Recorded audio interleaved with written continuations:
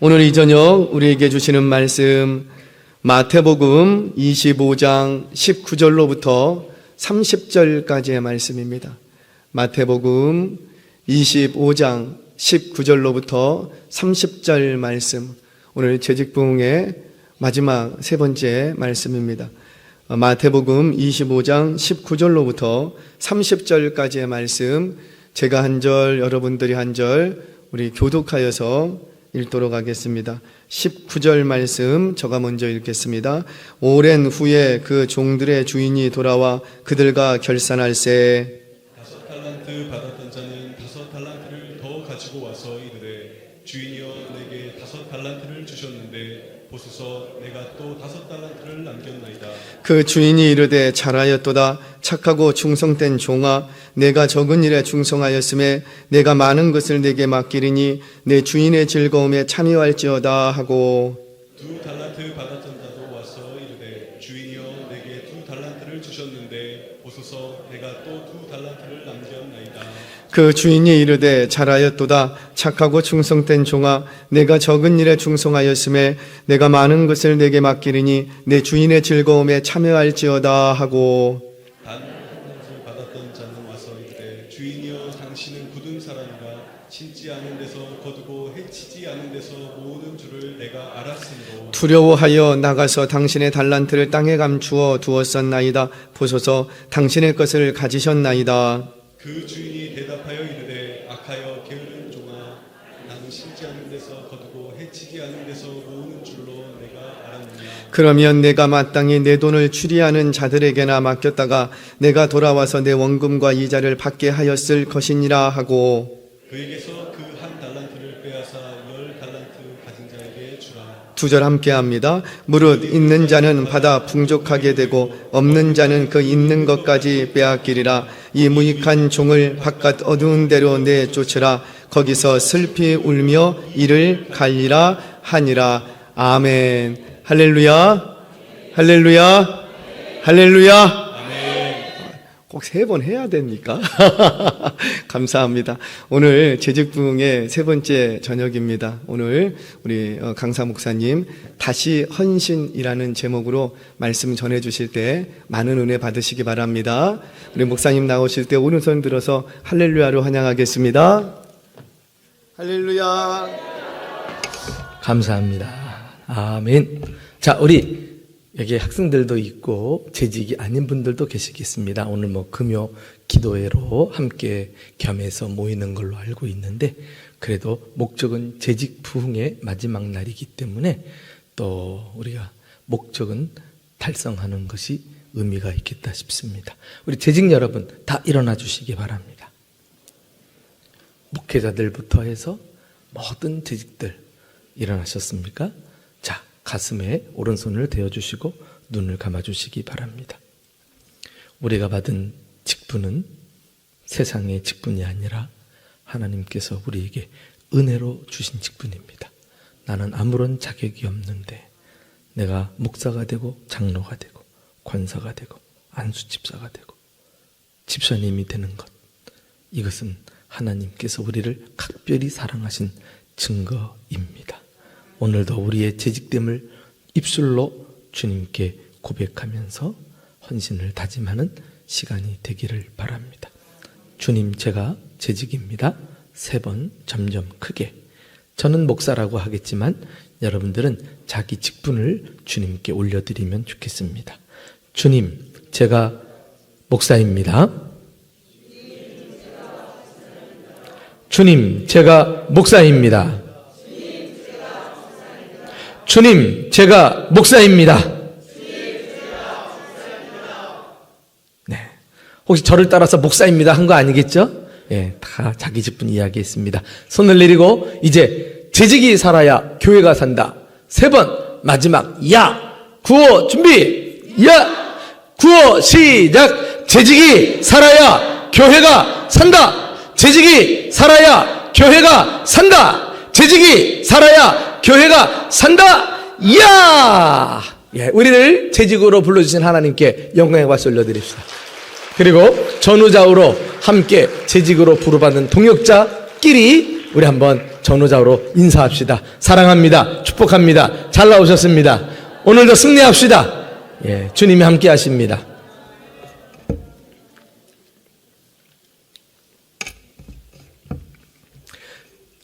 앉아도 됩니다. 예, 앉아도 됩니다. 제가 또 3일 동안 여러분들 뵈면서 이 목사는 누구보다도 사람을 많이 상대하는 사람이잖아요. 악수도 많이 하고. 그래서 이렇게 손만 잡아봐도 이 사람은 대체로 어떤 사람이겠거니 감이 와요. 예전에 그 왕건 드라마 관심법 뭐 이런 얘기 했는데 나는 손만 봐도 안다 그래가지고 관수법. 예. 제가 이 관수법을 전수해 드립니다. 예. 정말 딱 맞아 떨어집니다. 놀라지 마십시오. 자, 손가락 한번 5개 쫙 펴보세요. 자, 오른손이든 왼손이든 관계없어요. 손가락 5개 딱 펴고 이 5개 중에서 괜히 관심이 가는 손가락, 사랑하고 싶은 손가락 하나만 남기고 나머지는 다 수그리세요. 하나만 남기고.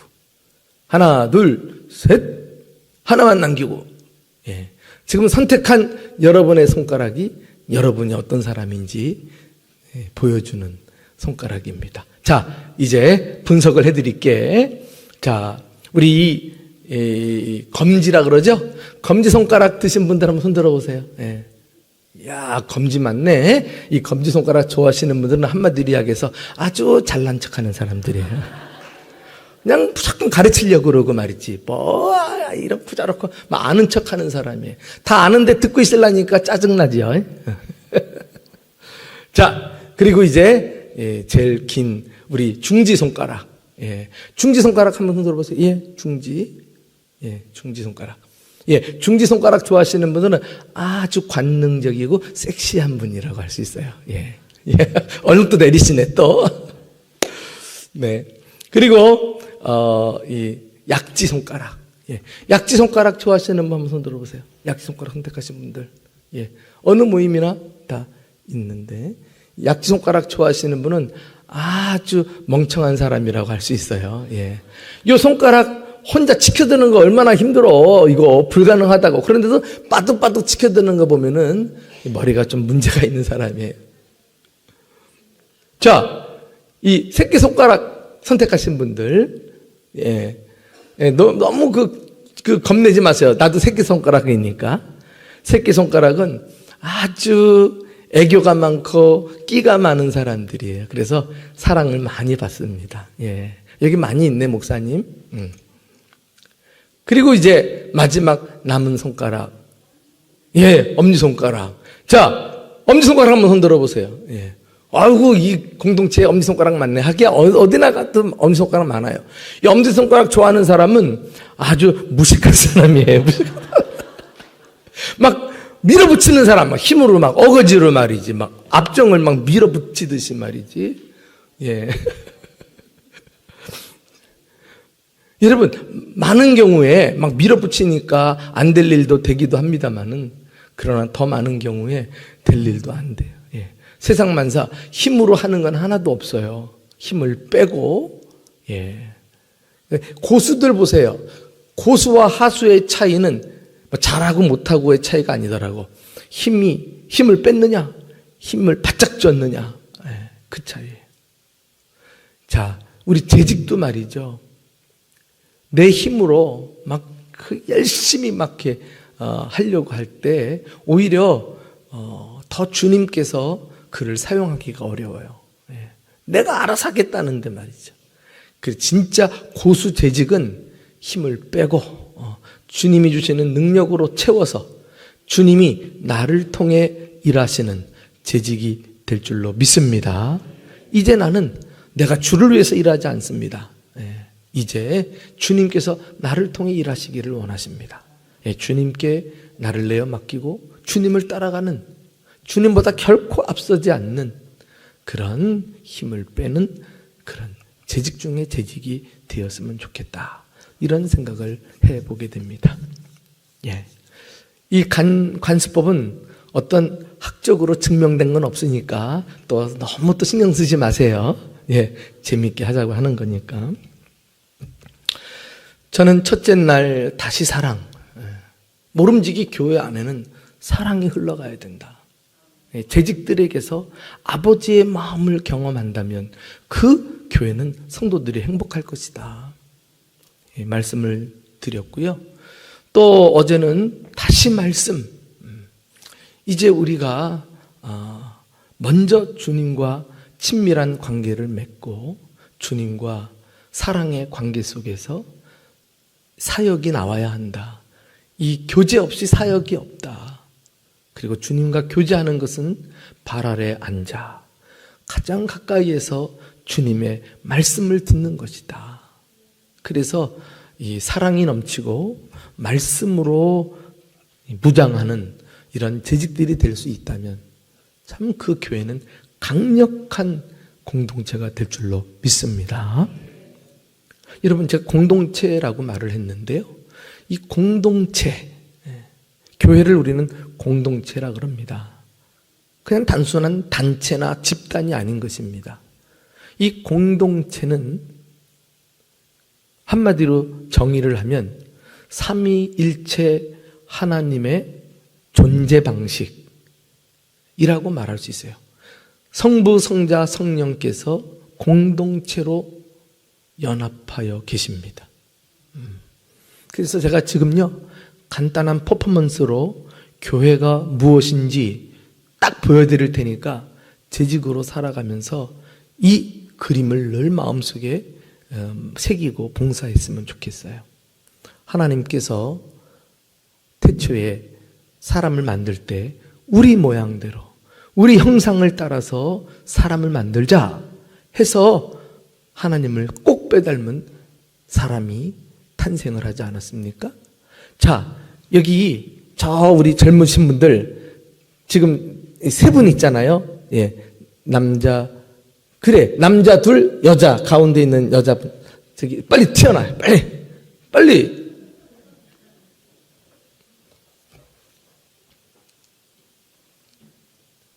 네, 잘 왔어. 거기 서 있고 또 여기 세 분 있잖아요. 예, 앞에 남자분, 뒤에 여자분 나오셔도 돼요. 예. 자, 보세요. 자, 이거 잘 보셔야 돼. 이렇게 오세요. 이렇게 세 분은 일로 오세요. 네, 세 분은 이렇게 오세요. 자, 이분이 이제 성부, 성자, 성령 하나님이다 생각을 하고 하나님께서 어떻게 존재하신다 그랬어요? 공동체로 존재하신다 그랬어요. 이렇게 떨어져 있는 것은 하나님의 존재 반칙이 아니에요. 자, 이렇게 한번 손을 잡아보세요.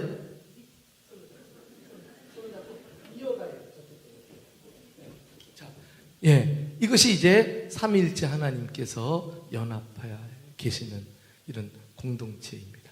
우리 형상대로, 우리 모양을 따라 사람을 만들자. 그래가지고 이제 공동체성을 가진 사람이 탄생하게 되었습니다.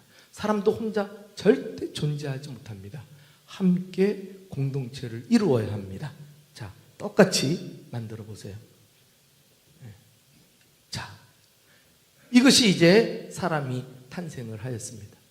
그리고 하나님께서는 당신의 교회에 임재하시고 영원히 함께 하시겠다고 약속했습니다. 자, 이 교회라고 보면은 자, 이렇게 하나님이 들어오셔야지. 아니. 좀 안으로 들어가, 가운데로. 자, 그렇지? 예. 자, 이렇게 공동체를 이루고 있는 교회 안에 하나님께서 임재하십니다. 그리고 영광을 받으십니다. 그런데 교회가 이 공동체성을 유지하지 못하고 공동체가 깨어져 버린다? 무슨 일입니까? 서로 이제 시기하고 질투하고 싸우고 난리법석하는 거예요. 자, 한번 싸워보세요. 네. 빨리 해봐. 한번 해봐. 한번 해봐. 좀 툭툭 쳐든지 좀 발길도 한번 해봐. 아주 이렇게 순하네, 성도들이. 참 너무 좋다. 어쨌든 간에 이렇게 막 싸우고 하느라고 공동체가 깨지면 주님께서 이곳에 함께 하실 이유도 없고 함께 하실 수 없어요. 그러니까 하나님은 이렇게 나옵니다. 이렇게 나오는 거예요. 계속 지금 싸우고 있는 거예요. 여러분, 지금 가만히 보세요. 그렇지, 잘하고 있어. 예. 근데 보세요. 우리는 웃지만은 지금 이 그림이 오늘날 한국교회 많은 경우에 공동체성을 잃어버리고 자기들끼리 모여서 예배하고 또 뭐 모임을 갖고 하지만은 주님이 함께하지 않는, 주님께서 임재를 거두신 그런 경우들이 얼마나 많은지 몰라요. 이것이 서로 분쟁하고 마음으로 사랑하지 않는 그런 교회의 모습이라고 할 수 있어요. 자, 이 교회가 살아나려면 어떻게 해야 됩니까? 공동체성을 회복해야죠. 다시 사랑하기 시작해야 됩니다. 다시 말씀을 붙들고 무엇이 잘못됐는가? 우리가 왜 오래 신앙생활 했는데 이렇게 어린애같이 아직도 미성숙한가? 말씀을 통해 깨닫고 믿음이 성장하면서 서로 자기를 희생하고 사랑하기 시작합니다. 그러면 이제 주님께서 또 다시 찾아오십니다. 예, 또 그러면 딱 그렇게. 그렇지. 그리고 이제 하나님께 영광 돌리는 거죠. 예, 이것이 바로 교회입니다. 여러분, 우리가요 모인다고 다 교회가 아니에요. 예, 주님께서 기쁨으로 임재하시고 당신의 영광을 나타낼 때 그게 진정한 공동체가 아닙니까? 우리 은혜 장로교회는 어떻습니까? 은혜 너무 좋아요. 제 딸 이름도 은혜 아닙니까? 이런 좋은 이름 가지고 있는데 혹이라도 그 속내는 서로 마음들이 나누어져 있고 서로 이간질하고 서로 다투고 질투하고 혹시 이러고 계시지 않습니까? 그러고서 거룩 암만 찬송해도 주님이 그 예배 받으십니까? 역겨워하시지 않을까요? 우리가 진지하게 정말 어떤 교회를 함께 만들어 가야 되는가? 이게 재직들의 역할입니다. 정말 우리가 잘 하셔야 합니다. 진정한 교회를 함께 세워나가기 위해서. 자, 우리 한번 이분들께 뜨거운 격려 박수 좀 할까요? 감사해요.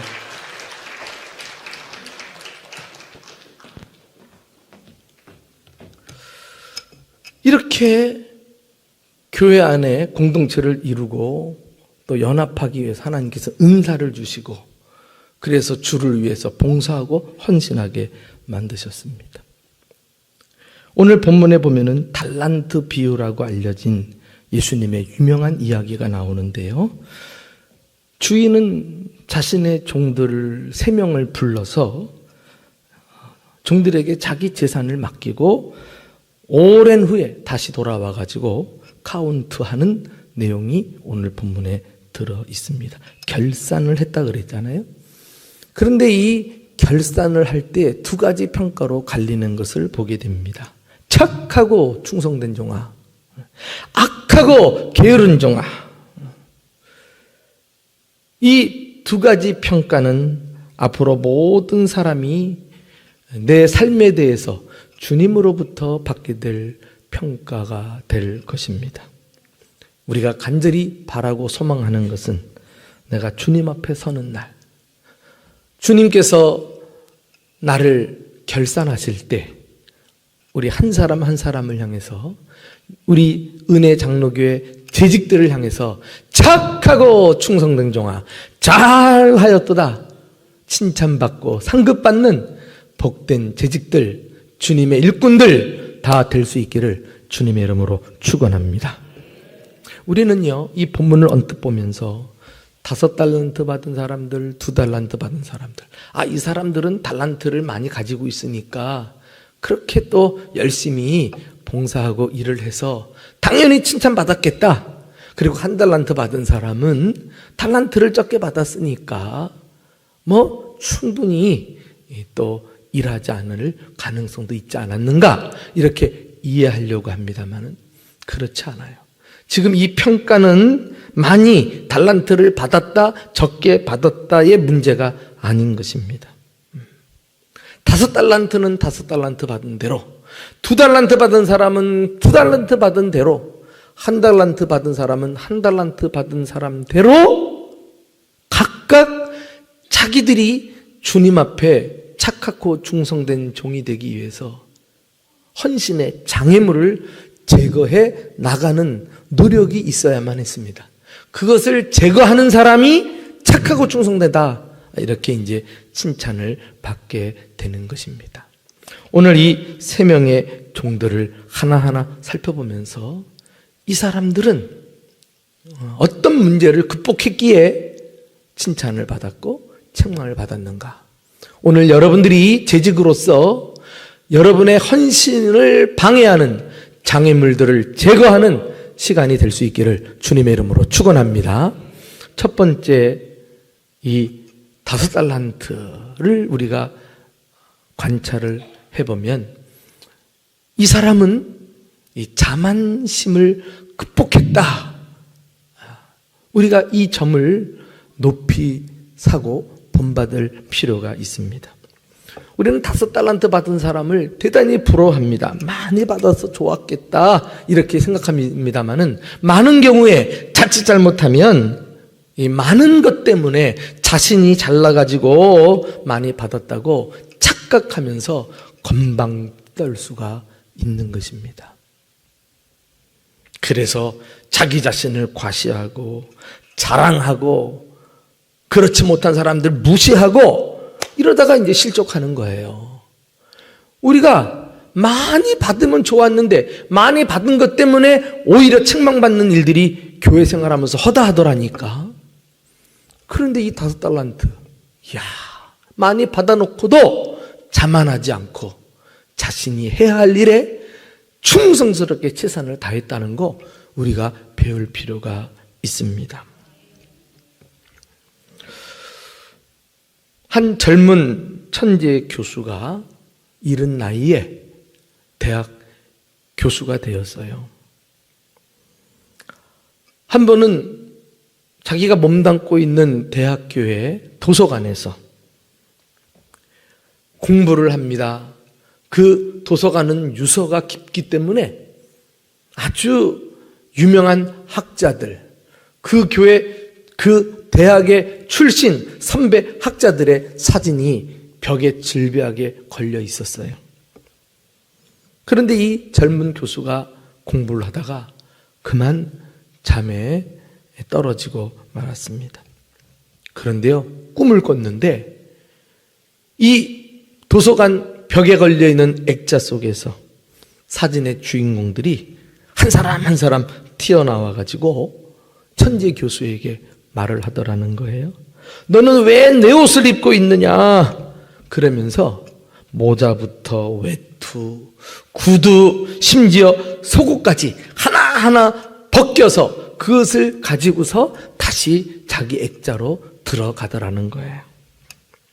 실오라기 하나 걸치지 않는 벌거숭이가 된 천재 교수는 그만 깜짝 놀라서 잠을 깨고 맙니다.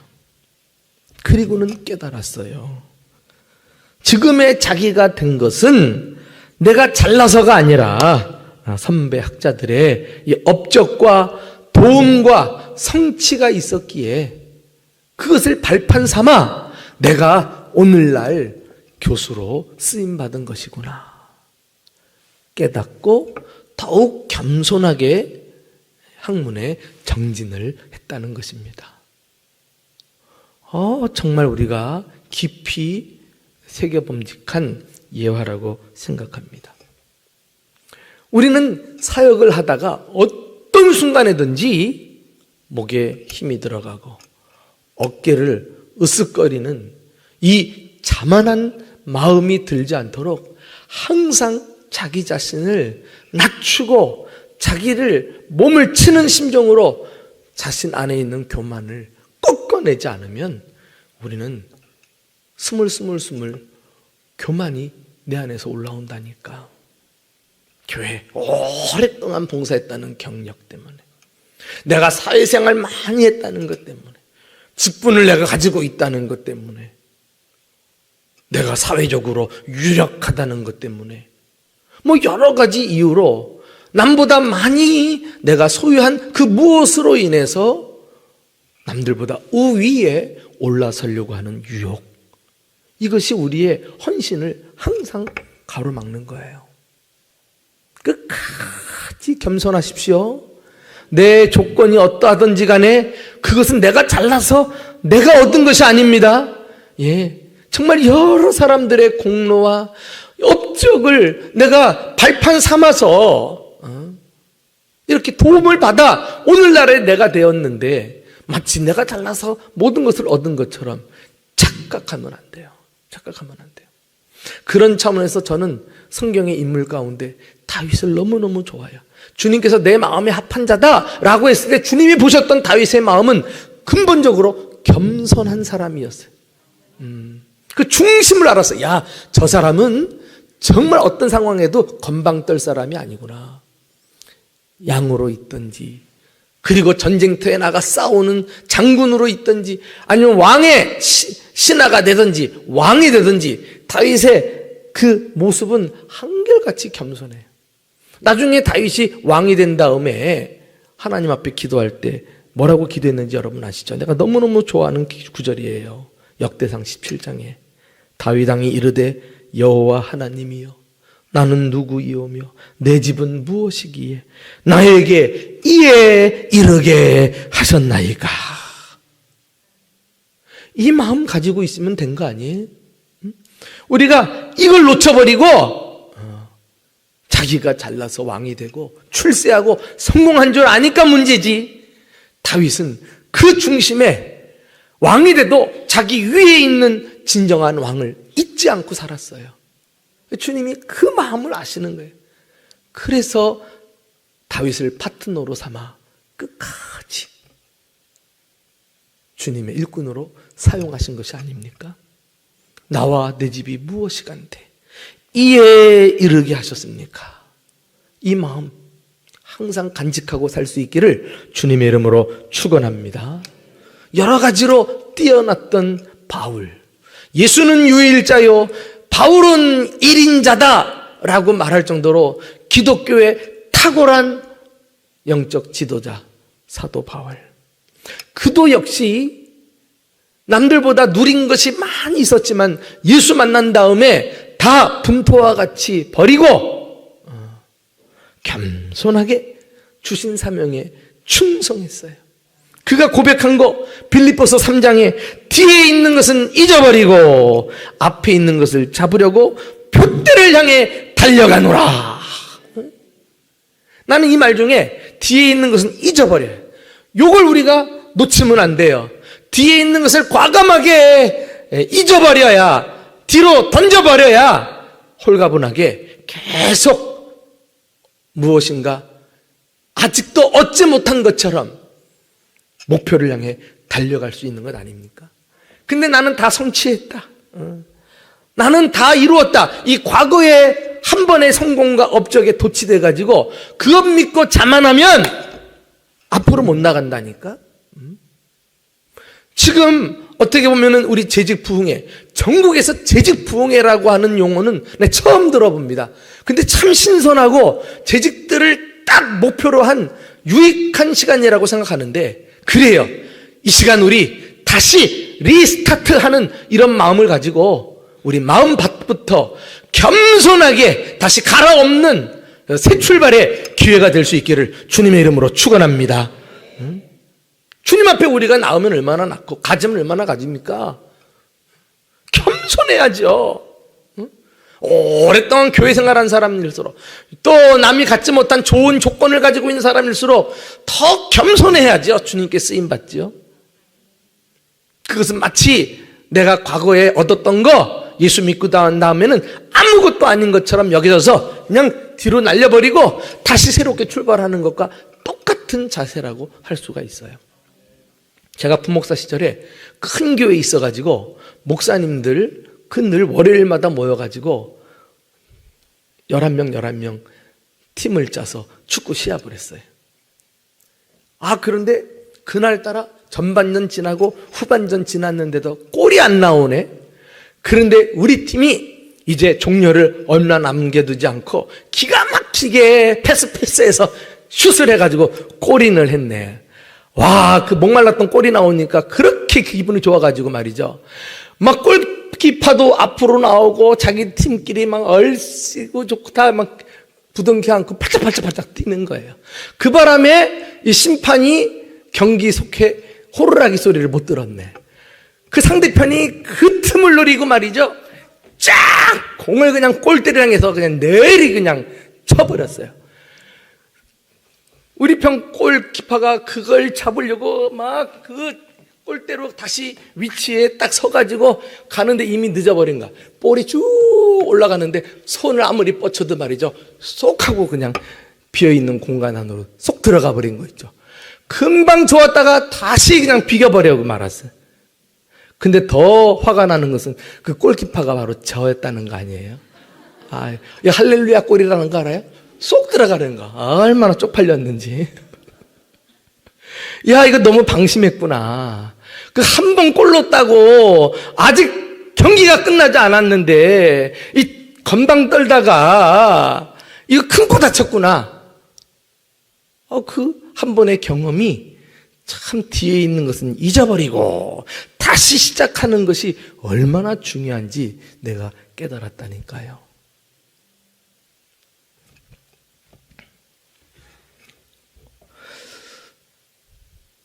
도대체 겸손과 교만의 차이는 무엇일까요? 많은 경우에 이름을 호명하지 않으면 내가 교만한 사람인지 잘 몰라요. 그러니까 우리가 성숙한 신앙 인격을 가지고 자신을 탐색하고 분별하는 것이 참 중요합니다. 한마디로 말해서 겸손은 자기를 돌아볼 줄 알고 교만은 다른 사람을 평가하는 사람이에요. 여러분들이 같이 봉사하다가 교회 안에서 자꾸 다른 사람 지적질하고 다른 사람 이러쿵저러쿵 마르다처럼 자꾸 평가하고 비난하고 막 이렇게 되면 그가 교만한 사람이에요. 그가 교만한 사람이에요. 봉사하다가 우리 주변에 그런 사람 만나면 굉장히 그런 사람한테 상처받습니다. 뭐 교만하다고 뭐 이런다고 교만이 아니라니까. 겸손한 것 같아도 날 남을 평가하는 사람, 날 남 얘기하는 사람, 그 사람이 교만한 사람이요.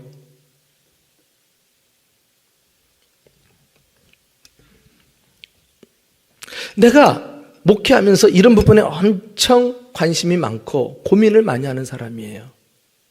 왜 성도들이 열심히 일을 하면서 끝까지 성도들에게 존경받고 예수님께 인정받지 못하고 열심히 일을 하는데 왜 그것 때문에 교회가 시험 들고 성도들은 상처받고 하는가? 도저히 이게 납득이 안 됐어요. 그런데 어느 날 서점을 갔어요. 기독교 서점을 갔는데 노란 카바의 책이 눈에 탁 들어왔는데 그 책 이름이 당신의 열심이 위험한 이유. 내가 갈급했던 주제에 대한 제목이 딱 달려있는 거예요.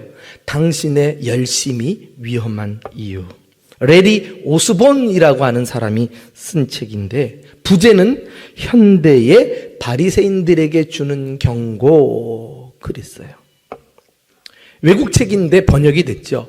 원 제목은 Accidental Pharisees, 우연한 바리새인들 이렇게 돼 있어요.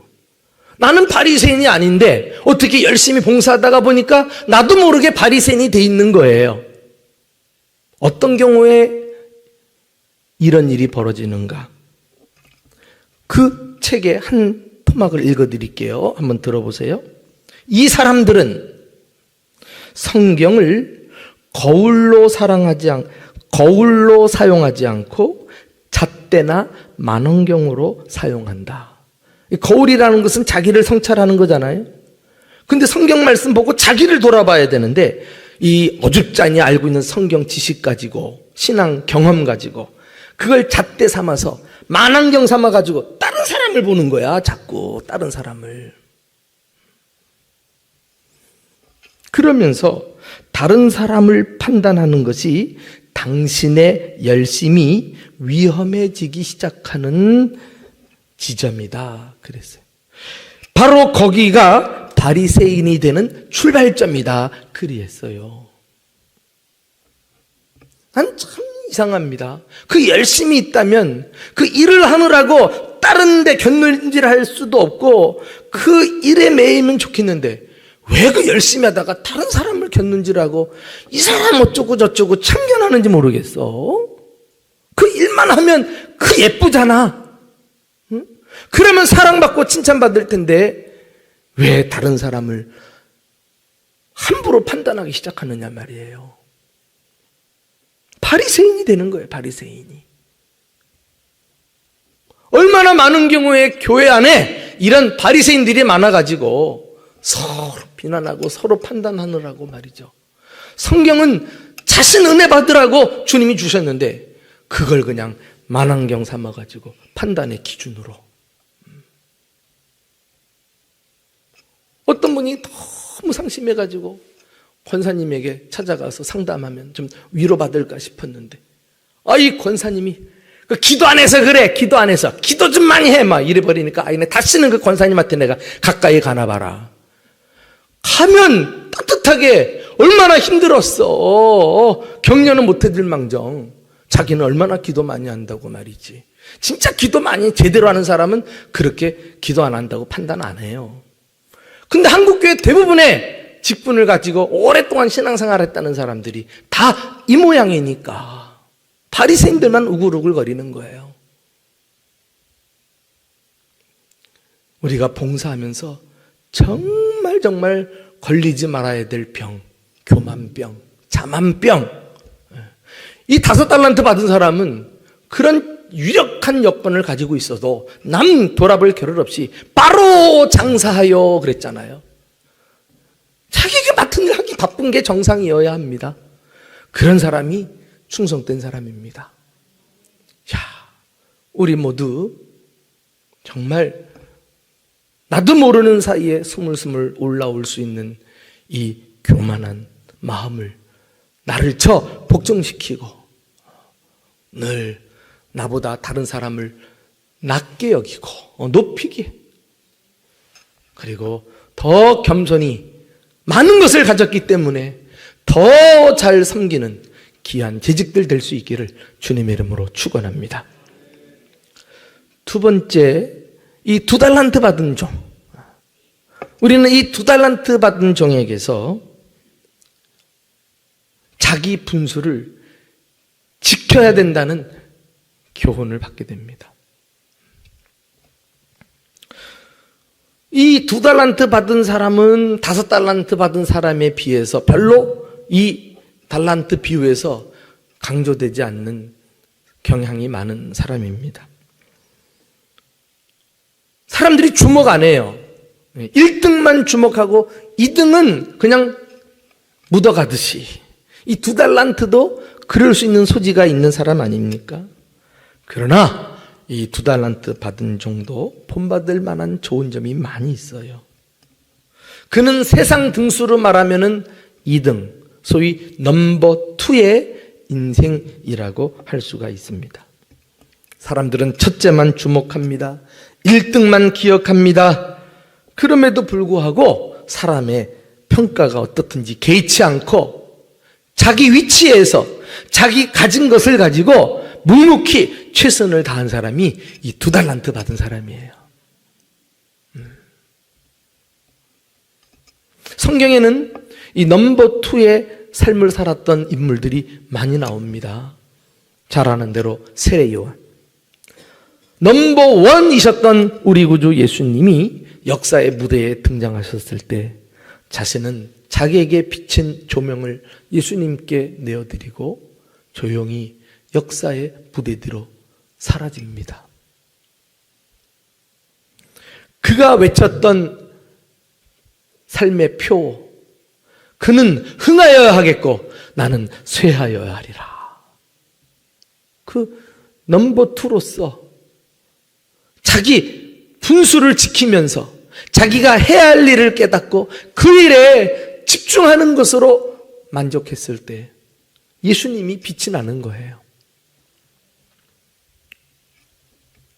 바나바, 바울을 세우고 자기도 초대교회의 유력한 지도자였지만은 바울을 모든 면에서 앞세우고 그리고 자신은 넘버 2의 삶을 살지 않습니까?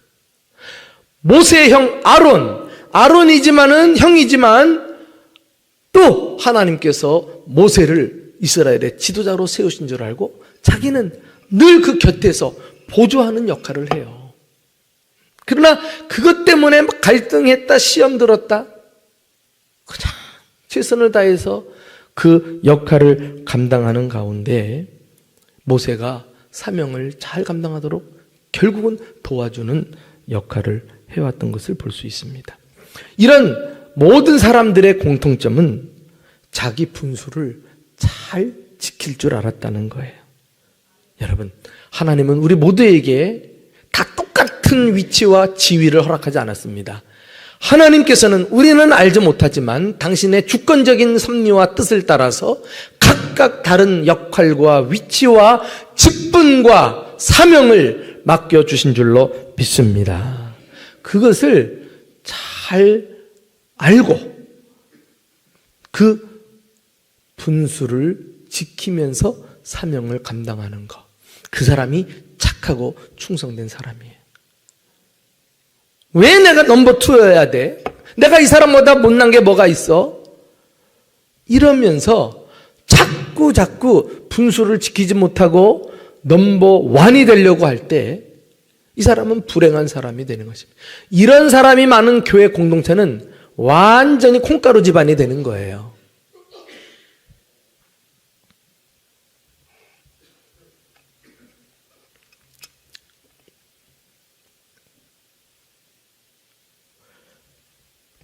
우리 한번 로마서 12장 3절 말씀을 다 같이 한번 읽어보실까요? 자, 시작. 내게 주신 은혜로 말미암아 너희 각 사람에게 말하노니 마땅히 생각할 그 이상의 생각을 품지 말고 오직 하나님께서 각 사람에게 나누어 주신 믿음의 분량대로 지혜롭게 생각하라. 주님이 각 사람에게 나눠주신 자기 위치가 있단 말이에요. 그 위치에서 주님이 하라고 불러주신 일을 묵묵히 충성하면 되는 거예요. 근데 많은 경우에 안타깝게도요, 교회 안에 여러 직분이 있잖아요. 자기 직분 감당하는 것도 버거운데 그거 감당하다가 이 직분 자꾸 참견하고 저 직분 참견하고 이 기관 참견하고 저 기관 참견하고 이래가지고 교회를 문란하게 만들고 질서를 깨트리는 사람이 있어요. 그래가지고는 착하고 충성된 종이 될 수 없습니다. 그런 사람들마다 다 하나같이 얘기합니다. 교회를 위해서 내가 이럽니다. 내가 교회를 사랑하기 때문에 이랬어. 교회를 위하고 교회를 사랑하면 자기 위치로 돌아가야 돼. 자기 위치를 지켜야 돼.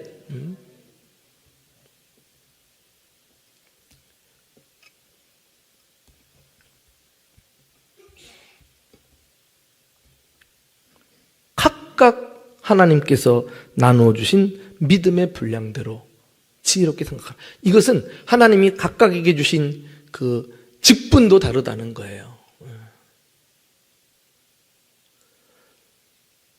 우리 하나님 아버지는요, 그냥 공동체를 세우고 너희들 알아서 되는 대로 해라 이렇게 맡기신 분이 아니라 하나님은 질서의 하나님이십니다.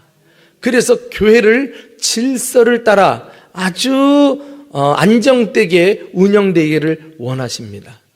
그래서 하나님께서 직분을 주시고 그 직분에 당신의 영적 권위를 입혀가지고 그 영적 권위를 가지고 직분을 수행하게 하셨습니다. 목사는 목사로서의 영적 권위가 있어요. 장로님, 권사님, 안수 집사님들, 우리 집사님들 모두가 다 자기 영적 권위가 있단 말이에요. 그래서 성숙한 교회 공동체는 눈에 보이지 않아도 그 영적 권위를 존중해주고 질서를 따라서 교회의 하나됨을 유지하고 그리고 연합에 힘쓰는 사람이라고 할 수 있어요. 그런데 막 장로님들이 목사의 권위를 막 뛰어넘으려고 그래요. 안수사님들이 막 장로님들을 막 권위를 뛰어넘으려고 그래요. 막 성도들이 서로 그냥 막 질서를 해치고서 자기 잘났다고 막 이 사람 참견하고 저 사람 참견하고. 이 콩가루 집안 치고 되는 집안이 있나요? 이게 2달란트 받은 사람 대단한 사람입니다. 딱 2달란트 받아가지고 5달란트 받은 사람 사사건건 넌 잘하는 게 뭐냐 그렇게 해가지고 무슨 5달란트 받았다고 말이지. 흉이나 보고 깎아만 내리려고 하고. 그러면 자기 할 일은 하나도 못하면서 그런 사람을 주님께서 칭찬하시겠어요? 이 악하고 게으른 종아. 그건 교회를 사랑하는 것도 아닙니다. 교회를 위한 것도 아닙니다. 지식이 없는 무지한 소치입니다. 절대 남 참견하지 마세요. 자기 역할만 하면 돼요. 주님은 각각 자기 위치에서 자기 일에 최선을 다하면 그런 사람들이 모인 공동체가 결국은 주님의 건강한 몸을 이루도록 만들어 놓으셨습니다. 우리 몸도 보세요. 각각 위치가 다르잖아. 그 지체들마다 자기 역할이 있잖아. 근데 손 보고 발 뭐라 그럴 수 있어요? 이 눈썹 보고서 너는 왜 하는 일도 없이 꼭대기에 올라가 있느냐? 이렇게 말할 수 있어요? 주님이 알아서 제일 꼭대기에다 붙여놨겠지. 너는 자격 없어 해가지고 눈 싹 밀어봐요.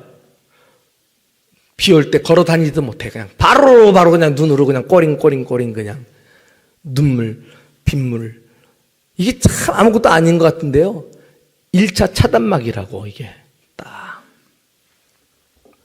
필요해서 주님이 우리를 세워주셨는데 이 권위를 존중하고 잘 따르는 것이 정말 교회가 건강한 공동체를 함께 만들어가는 것입니다.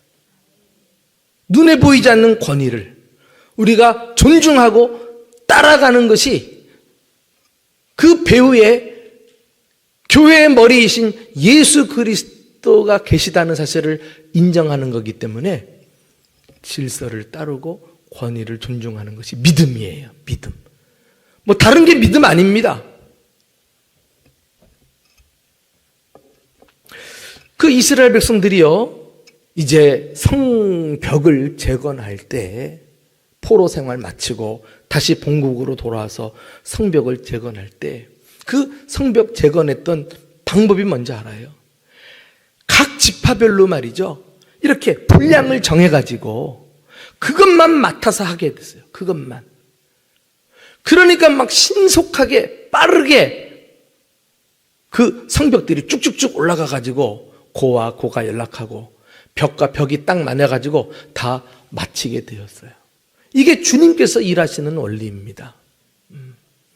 목사님은 목사님의 권위, 목사님이 하는 일은 목사님만이 할 수 있는 일이 있어요. 장로님들이 100사람이 있어도 목사님 한 사람으로 목사님이 없으면 못하는 일이 많단 말이에요. 영적 권위예요. 영적 권위. 그래서 정말 이것은 역사적으로 검증된 이야기인데 교회가 부흥하고 잘되고 하는 교회는 그 교회 여러분의 목회자를 주님께서 나의 영적 지도자로 세우신 줄 알고 그 권위를 존경하고 그 권위를 인정하면서 목회자를 중심으로 하나로 결집할 때 그 교회가 잘 되는 거예요. 그런데 그 목회자의 권위를 흔들고 목회자 하는 일 사사건건 참견하고 뭐 이러면은 이제 영적 권위가 흔들리면서 교회가 위기에 빠지는 일들이 허다한 것입니다. 그리고 우리는 대한예수교 장로회 아닙니까? 정치 제도가 이 여러분의 대표인 장로님들을 뽑아가지고 대의민주주의, 장로님들의 결정에 의해서 이 교회를 이끌어가도록 했어요. 그래서 우리가 장로님들을 뽑고 뽑은 장로님들은 무조건 하고 존경해야 돼요. 그런데 막 다른 직분자들이 다른 기관에서 막 장로님들이 결정한 것에 대해서 사사건건 왜 이렇게 했느냐 저렇게 했느냐 말이 많은 교회치고 되는 일이 없어요. 이 분수를 몰라서 그래요. 주님이 내게 허락하신 내 역할을 넘어서려고 하니까 거기서 항상 문제가 일어나는 거예요. 여러분들이 존경해서 뽑으신 장로님들, 인간적으로 보면 나보다 못하는 것도 있고 단점도 허물투성이도 많아요. 그럼에도 불구하고 주님께서 세우신 줄로 믿고 그 권위를 존중할 때 이 질서가 유지되고 하나 된 공동체를 통해서 주님이 일하시는 거예요. 주님이 일하시는 환경을 만들어줘야지 내가 볼 때 뭐 큰일 날 것 같고 내 생각과 경험으로는 저렇게 하면 안 되는데 그래가지고는 막 질서를 뛰어넘어서 공동체를 헤집어 놓으면은 주님이 역사 안 한다니까, 떠나신다니까. 임재를 거두시는데 무슨 부흥이 있고 은혜가 쏟아집니까? 그래서 이 2달란트가 정말 인생 넘버 2 얼마나 중요한 역할을 했는지 몰라요, 이 사람이. 우리 모두 다 넘버 1일 수 없습니다. 대부분이 넘버 2의 인생을 살고 있겠죠. 그러나 절대로 기죽지 마십시오. 여러분의 역할이 큽니다. 여러분들이 사명을 감당하고 분수를 지키면서 교회 하나됨에 힘써 주셔야 교회가 더 건강하게 자리 잡아갈 줄로 믿습니다. 그렇게 해서 착하고 충성된 종이라고 칭찬받을 수 있는 것입니다. 마지막 3번째로 우리는 남은 1달란트 받은 종을 주목하고 싶습니다. 이에게서 제거해야 될 헌신의 장애물은 비교의식이에요. 비교의식. 따라합시다. 비교의식에서 벗어나자. 사실 이 달란트 비유에서 우리가 주목해야 될 사람은 1달란트 받은 종입니다. 예수님께서도요, 이 1달란트 받은 종하고 제일 많은 분량을 이야기하셨어요. 거의 이 달란트 비유의 절반 정도이니까. 그러니까 이 1달란트 받은 종에 대해서 이 종을 통해서 우리에게 하실 말씀이 많다는 거예요. 바로 이 종이 무엇이 잘못됐고 우리가 정말 착하고 충성된 종이 되기 위해서 어떻게 해야 하는지 이 종을 통해 가르쳐 주시기를 원하십니다. 이 사람의 문제는 비교의식이었어요. 비교의식. 주인이 먼저 첫 번째 종에게 5달란트를 딱 주었을 때는 아마 이 종은 가슴이 설렜을 거예요. 딱 보니까 야, 나는 5달란트 받은 이 종보다도 뭐 더 장점이 많은 것 같고 더 유능한 것 같은데 이 친구가 5달란트 받았으면 나는 그래도 암만 못 받아도 7달란트 이상은 받았겠다. 자신만만했죠. 그런데 이제 2달란트 두 번째 종한테 2달란트 종 딱 준단 말이죠. 그 점점 좀 이렇게 불안해지기 시작하는 거예요. 저 친구는 또 2달란트 받았네. 그래도 나는 적어도 2달란트 이상은 받겠지. 쟤보다 내가 못하는 게 없는데. 그런데 이 친구한테 와가지고는 손을 딱 내밀었는데 1달란트만 딱 주고 끝나는 거예요. 그걸 보는 순간 얼굴이 화끈거리지 않습니까? 아이고, 옆에 그 동료들 보기도 민망스럽고 말이죠. 더 이 종에게는 큰 문제가 이 주인에 대해서도 안 좋은 감정을 갖기 시작했다는 것입니다. 그러니까 받자마자 거들떠보지도 않고 땅에 묻어버리지 않았어요. 비교의식은 우리 안에 있는 무한한 잠재력을 죽여버려요.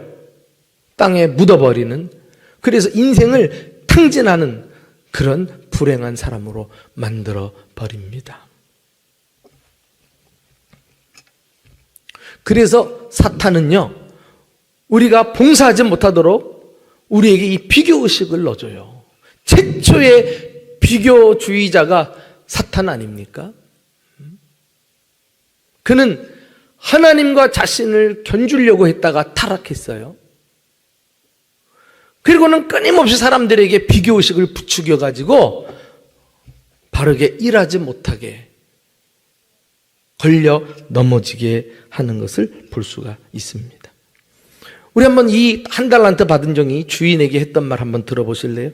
24절, 25절 다 같이 읽어봅시다. 시작. 한 달란트 받았던 자는 와서 이르되 주인이여 당신은 굳은 사람이라 심지 않는 데서 거두고 해치지 않는 데서 모으는 줄을 내가 알았으므로 두려워하여 나가서 당신의 달란트를 땅에 감추어 두었나이다. 보소서 당신의 것을 가지셨나이다. 당신은 굳은 사람이라 인색한 사람이라는 거예요. 어느 정도로 심지도 않고 거두기를 좋아하고 나누지도 않고 그냥 모조리 모아 가기만 하는 자기 것으로 삼으려고 하는 욕심스러운 주인이라는 거예요. 그렇게 못된 주인이 종한테 맡기겠어요? 후한 종이니까 그래도 자기 재산을 뚝뚝 떼서 줬을 거 아니에요? 그 집에 어찌 자기들 세 사람만 있겠어요? 더 많은 종인데 총회해가지고 주님께서 그들 가운데서 세 사람을 뽑아가지고 맡겼는데 이런 주인에게 받는 사랑은 이 비교의식에 딱 사로잡히니까 어디 가버리고 없어지고 만 거예요. 그리고 나를 부당하게 대우했단 말이지. 이런 마음을 딱 갖기 시작하면 우리가 하나님에 대해서도 신앙생활을 제대로 할 수 없어요. 하나님은 항상 심술꾸러기처럼 내가 좀 잘 될만 하면 회방을 놓는 사람이야. 회방을 놓으시는 분이야. 다른 사람은 5달란트, 2달란트 주는데 나는 1달란트 정도밖에는 대우 안 하는 사람이야. 안 하시는 분이야. 끝도 없이 하나님에 대해서 섭섭해하고 그리고 다른 사람에 대해서 원망하고 불평하고 이미 자기가 가진 건 많이 있는데 다른 종들보다도 특별하게 주인으로부터 사랑을 받고 배려를 받았는데 이 비교의식에 딱 붙잡히는 순간에 모든 것을 다 잃어버리고 마는 이런 불행한 사람입니다.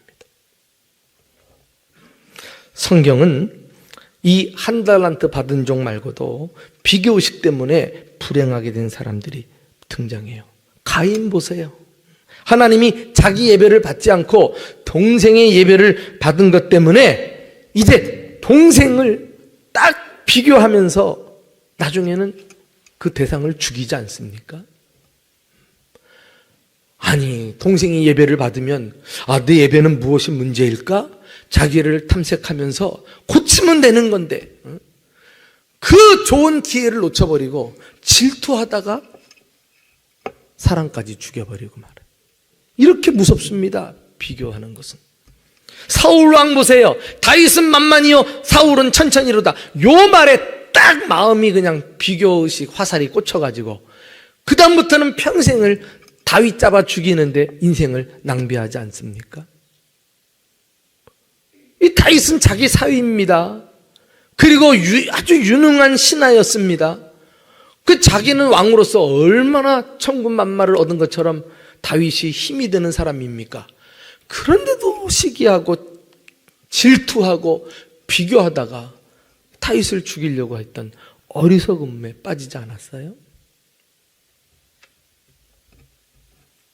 재밌어요? 여러분, 베드로도 말이죠.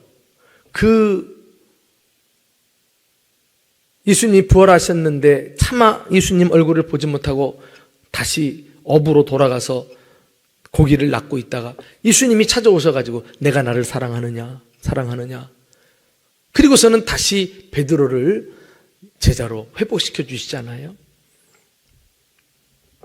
젊어서는 네 마음대로 다녔지만 이제는 사람이 띠를 띄우고 너를 원치 않는 곳으로 끌고 다니리라. 이렇게 말씀하시면 베드로가 장차 어떻게 죽을 것임을 말씀함일러라. 주를 위해서 희생하고 나중에 순교까지 할 것을 말씀했잖아요. 이게 베드로에게 정해진 분복이에요. 역할이에요. 그의 분수예요. 위치예요. 그거 딱 받았으면 그것 가지고 충성하면 되는데 딱 그 순간 뭐라 그런지 알아요? 옆에 있던 사도 요한이 눈에 들어오는 거예요. 예수님, 저 요한은 어떻게 되는데요? 그러다가 예수님이 야, 요한은 내가 끝까지 내버려 두어도 네가 무슨 상관이냐? 너는 네 할 일을 해라. 딱 주님께서 호되게 야단칩니다. 아마도 자기는 수제자로서 제일 나이도 많았는데 늘 예수님에게 야단맞고 또 예수님 앞에서 실수했는데 이 제일 나이 어린 사도 요한은 늘 예수님 가까이에 예수님을 기대고 있으면서 사랑받았거든. 그리고 예수님의 어머니까지 사도 요한이 맞지 않았습니까? 그 정도로 인정받으니까. 이 베드로가 말이죠. 그 엄중한 순간에 딱 요한에게 눈이 딱 꽂혀가지고 자기와 요한을 비교하다가 그 마지막까지도 책망받았어요. 너는 네 할 일이나 해라. 이렇게.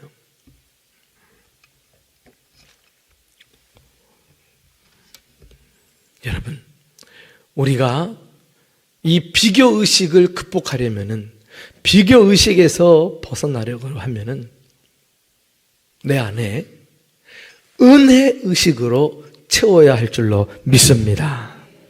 여러분, 우리 사도 바울 보세요. 도무지 자격 없는 자신을 주님께서 일꾼 삼으시고 사도라고 하는 직분 주셔서 죽도록 충성했던 거. 그 비결이 무엇이었는가? 바로 디모데전서 1장 12절 그리고 14절에 나와요. 우리 한번 다 같이 읽어봅시다. 시작. 나를 능하게 하신 그리스도 예수 우리 주께 내가 감사함은 나를 충성되이 여겨 내게 직분을 맡기심이니. 14절. 우리 주의 은혜가 그리스도 예수 안에 있는 믿음과 사랑과 함께 넘치도록 풍성하였도다. 할렐루야. 하나님의 은혜 의식으로 사로잡히니까 모든 것이 감사한 거예요. 남과 비교할 필요도 없고 남이 나보다 잘 나가고 더 출세하고 하는 일마다 잘 되는 것 보면서 배 아파하지도 않고, 내가 저 사람만 없으면 내가 1등을 하는 건데, 내가 저 사람만 없으면 내가 저 자리를 차지하는 건데, 내 눈앞에서 사라져야 될 인간, 좀 안 보였으면 좋은 인간, 이런 마음 가지고 어떻게 교회 생활하고 어떻게 충성스럽게 봉사할 수 있겠단 말입니까?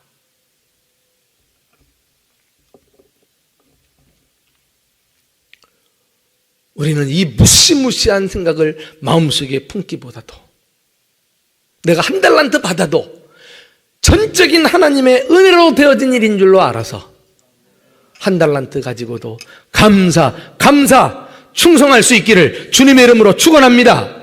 그렇게 하면은 한 달란트가 주님 와서 중간 결산하셨을 때 2달란트가 되고 4달란트가 되고 8달란트가 되고 16달란트가 되고 자기가 부러워했던 종들보다 더 많은 달란트를 결국은 소유하게 될 터인데, 이 엄청난 주님의 축복이 예비되어 있는데 그걸 안 보고 옆에 있는 사람과 이 실갱이 하다가 헌신의 기회를 놓쳐버리고 만 것입니다.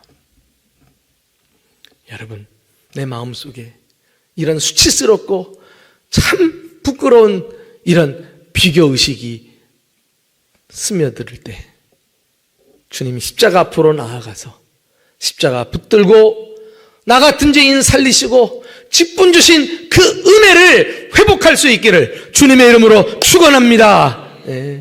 그러면 살아나는 거예요. 그 은혜 가지고 내가 5달란트든지 2달란트든지 1달란트든지 주님 앞에서 열심히 장사하듯 최선을 다하면 반드시 우리 모두에게 착하고 충성된 종아 잘하였도다 상급받고 칭찬받는 일꾼들이 될 줄로 믿습니다. 자만심을 극복하십시오. 자기의 분수를 지키셔야 합니다. 비교 의식에서 벗어나십시오. 이것이 다시 헌신할 수 있는 비결입니다.